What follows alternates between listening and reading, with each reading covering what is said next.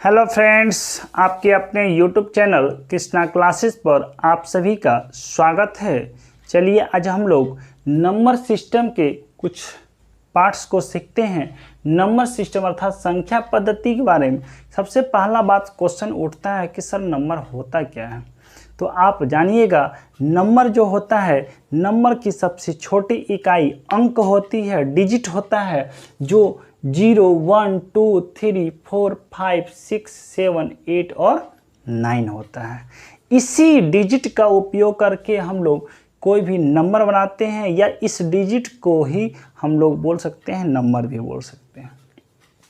ठीक है जो दोस्तों आगे जो दिया गया है, पहला है जातीय मान अर्थात फेस वैल्यू क्या होता है। समझिएगा दोस्तों, कोई भी है ना, कोई भी नंबर दिया हुआ है, जैसे में दे दिया है 5238 दे दिया है। ठीक है दोस्तों, 5238। अगर क्वेश्चन बोलेगा कि तीन का जातीय मान क्या होगा, तो 3 का जातीय मान क्या होगा दोस्तों, 3 ही होगा। 2 का बोलेगा तो 2 ही होगा, 5 का बोलेगा तो 5 ही होगा। इसका मतलब जो नंबर में जो भी नंबर दिया हुआ है, बड़ा से बड़ा नंबर जिसका पूछ रहा है, वही उसका जातीय मान हो जाएगा। ठीक है दोस्तों, आगे हम लोग देखते हैं स्थानीय मान। 5238 में ही चेक करते हैं स्थानीय मान अर्थात प्लेस वैल्यू। तो क्वेश्चन कहा जाता है क्या, कोई भी पूछेगा सर कि 5238 का स्थानीय मान 3 का क्या होगा ना, 3 का। तो सबसे पहले हम लोग कहेंगे ये जो 8 है इकाई स्थान पे, इसको हम लोग बोलते हैं इकाई। ये 3 जो है कौन से स्थान पे, दहाई स्थान पे है। और ये क्या होता है, 2 जो है सैकड़े का स्थान पे है, 100 का स्थान पे है। और ये 4 जो है 1000 अर्थात 1000 का स्थान पे है। तो हम लोग बोल सकते हैं कि सर ये तो यूनिट डिजिट है, इकाई स्थान पे, तो इसका तो क्या होगा, स्थानीय मान और जातीय मान दोनों को सेम ही हो जाएगा। बट क्या हो जाएगा, 3 का स्थानीय मान क्या होगा, 3 तो होगा ही, लेकिन दहाई स्थान पे 10 से गुना कर देंगे हम लोग, ये 30 हो जाएगा। 2 का पूछेगा, 2 का स्थानीय मान क्या होगा, 2 तो होगा ही होगा, और कौन से स्थान पे, इकाई दहाई सैकड़ा पे है, तो वो क्या करेंगे हम लोग दोस्तों, 100 से गुना कर देंगे, अर्थात ये इसका क्या हो जाएगा, स्थानीय मान 200 हो जाएगा। और 5 का पूछ देगा तो 5 का स्थानीय मान क्या हो जाएगा, 5 गुना में 1000 अर्थात 5000। समझ में आया होगा दोस्तों। इसी में क्वेश्चन पूछेगा कि स्थानीय मान और जातीय मान का अंतर क्या होता है। तो अगर स्थानीय मान और जातीय मान की कहेगा क्वेश्चन, बोल देगा क्या, 5238 का स्थानीय मान और जातीय मान का अंतर क्या होगा, तो आप स्थानीय मान 2 का 200 निकालिए, जातीय मान कितना होगा, 2, तो ये क्या हो जाएगा दोस्तों, 198 हो जाएगा। ठीक है, आगे हम लोग देखते हैं प्राकृतिक संख्या नेचुरल नंबर के बारे में। तो हम सभी जानते हैं दोस्तों, नेचुरल नंबर वह होता है जो कि पॉजिटिव होना चाहिए, जो धनात्मक होना चाहिए और शून्य नहीं होना चाहिए। अर्थात इसको हम लोग बोल सकते हैं 1, 2, 3, 4 ऐसा करके कहाँ तक, इन्फिनिटी तक। ऐसा करके कहाँ तक, इन्फिनिटी तक। ये क्या होती है, प्राकृतिक संख्या अर्थात नेचुरल नंबर होता है। ठीक है दोस्तों, आगे है पूर्ण संख्या है, होल नंबर। होल नंबर अर्थात पूर्ण संख्या। तो पूर्ण करने के लिए क्या छूटा हुआ है, शून्य। पूर्ण करने के लिए क्या छूटा है, शून्य, अर्थात शून्य को भी शामिल कर लिया जाता है। शून्य को भी शामिल कर लिया जाता है, अर्थात एक तरह से हम लोग ये भी बोल सकते हैं, प्राकृतिक संख्याओं में जब शून्य ऐड हो जाता है, शून्य जुट जाता है, तो पूर्ण संख्या बन जाती है। ठीक है दोस्तों, ये भी कैसे होती है, पॉजिटिव होगा, धनात्मक होगा। अगला है पूर्णांक। पूर्णांक अर्थात इंटीजर। इंटीजर क्या कहलाता है दोस्तों, समझिएगा, इंटीजर वह संख्या होती है, वह नंबर होता है, इंटीजर नंबर वह होता है जो नेचुरल भी होगा और पूर्ण भी होगा ना। नेचुरल भी संख्या भी होगा, पूर्ण भी होगा, अर्थात पॉजिटिव और निगेटिव दोनों होती है। ठीक है दोस्तों, ये क्या होता है, इंटीजर नंबर्स होते हैं, पॉजिटिव तो होगा ही ना, पॉजिटिव होगा ही, साथ में निगेटिव भी होगा और शून्य भी होगा। इसका मतलब हम बोल सकते हैं पूर्णांक या इंटीजर नंबर क्या होता है, 5 -4 -3 -2 -1 0 1 2 3, ये क्या होगा इन्फिनिटी तक। तो इसका मतलब हो गया इधर भी क्या हो जाएगा इन्फिनिटी तक। ठीक है दोस्तों, पॉजिटिव और निगेटिव और शून्य दोनों जब शामिल हो तो वो कहलाता है पूर्ण संख्याएं अर्थात इंटीजर नंबर कहलाता है।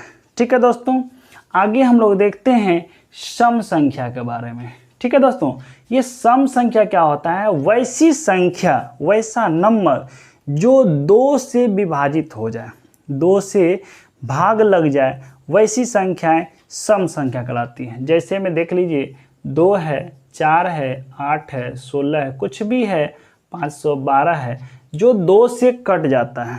तो हम सभी जानते हैं दोस्तों, 2 से कटने के लिए इकाई का स्थान या तो शून्य होने चाहिए या सम संख्या होनी चाहिए। तो वह संख्या क्या कहलाती है, सम संख्या कहलाती है। समझ में आ गया होगा दोस्तों। विषम संख्या कहलाती है क्या, विषम संख्या वह होती है जिसकी जो 2 से नहीं कट रहा है, वैसी संख्याएं वैसा नंबर जो 2 से नहीं कट रहा है विषम संख्या कहलाएगा अर्थात ऑड नंबर कहलाएगा। जैसे में 1 है, 3 है, 5 है, 7 है, 11 हो जाएगा, 13 हो जाएगा, 51 हो जाएगा। ये सभी संख्याएं क्या होती है, विषम संख्याएं कहलाती है। ठीक है दोस्तों, आगे जो है संख्या भाज्य संख्या अर्थात कंपोजिट नंबर क्या कहलाता है। कंपोजिट नंबर वह कहलाएगा दोस्तों कि वैसी संख्या वैसा नंबर जो स्वयं से कटे, 1 से कटे, इसके अलावा किसी एक अन्य गुणनखंड हो जाए या अन्य कोई संख्याएं से कट जाए तो वह संख्या निश्चित रूप से भाज्य संख्याएं कहलाती है। और हम यह भी कह सकते हैं दोस्तों, भाज्य संख्या क्या हो सकता है, भाज्य संख्या क्या होंगे, सम संख्या और विषम संख्याएं दोनों हो सकता है। ठीक है दोस्तों, भाज्य संख्या क्या होगा, जैसे 4 हो गया, 8 हो गया, 16 हो गया, 21 हो गया, 27 होगा, ये सब सारा का सारा क्या है, भाज्य संख्या। 2 से कटेगा, 4 से कटेगा, 1 से कटेगा, 21 है, 3 से कटेगा, 7 से कटेगा, 1 से कटेगा, 21 से कटेगा। तो इसको हम लोग कह सकते हैं वैसा गुणनखंड जिसका एक तो होगा ही होगा, वह स्वयं भी हो सकता है या इसके अलावा किसी अन्य कोई संख्या से कट रहा है, गुणनखंड में बट रहा है, तो वह संख्या क्या कहलाती है, भाज्य संख्या कहलाती है। और आगे देखते हैं दोस्तों, अभाज्य संख्या अर्थात प्राइम नंबर क्या कहलाता है। प्राइम नंबर वह होता है, वैसी संख्या है, कह सकते हैं ना प्राइम नंबर वैसी संख्या है जो 1 से अर्थात 1 से और स्वयं अर्थात खुद से कटे, इसके अलावा किसी अन्य संख्या से नहीं कटती है। जैसे में क्वेश्चन दे दीजिएगा, 2 है, 4 है ना, 4 है, 6 है, तो 4 और 6 तो कट जाएगा, लेकिन 2 क्या होगा, 1 से और 2 के अलावा किसी अन्य संख्या से नहीं कटेगा। तो 2 है, 3 है, 5 है, 7 है, 11 है, 13 है, ऐसा संख्या जो होती है अभाज्य संख्या कहलाती है। ऐसी संख्या जो होती है अभाज्य संख्या कहलाती है। तो ये सभी समझ में आ गया होगा दोस्तों। आगे हम लोग देखते हैं परिमेय संख्या के बारे में।